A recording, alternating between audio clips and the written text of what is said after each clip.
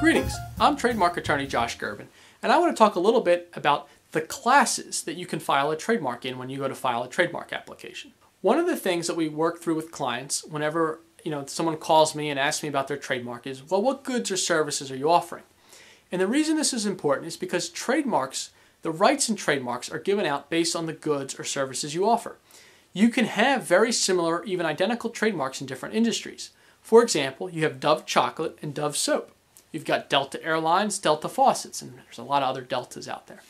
And the reason these trademarks can coexist is because they're in vastly different markets. If I'm in the market to buy a body soap, I'm not going to confuse that with the name of a chocolate maker. There's always exceptions to every rule, but in general, this is the rule, that if the trademark is in a different line of business or a different channel of trade, even if it's identical to a pre-existing trademark, they can coexist. An obvious exception would be very famous trademarks like Nike or Coca-Cola. Like, you can't go make Coca-Cola soap. Like, it's just not going to happen. But you can, in a lot of cases, these more common words can be used over and over again in different industries. So what this means for you when we're filing your trademark application is we have to select different categories, or what the government calls classes of goods or services.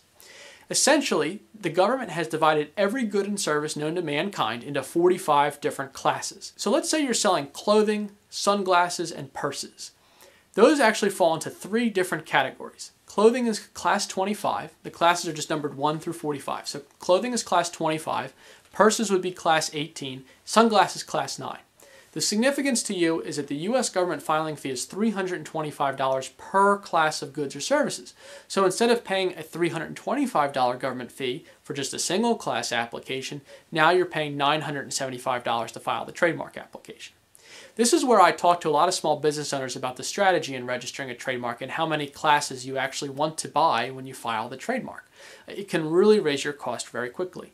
But again, we have to work within the government system. So we're at the end of the day trying to figure out, well, what goods or services are you offering? What are the applicable classes?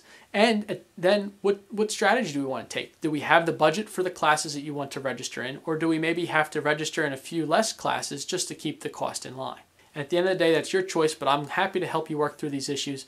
Please feel free to give me a call.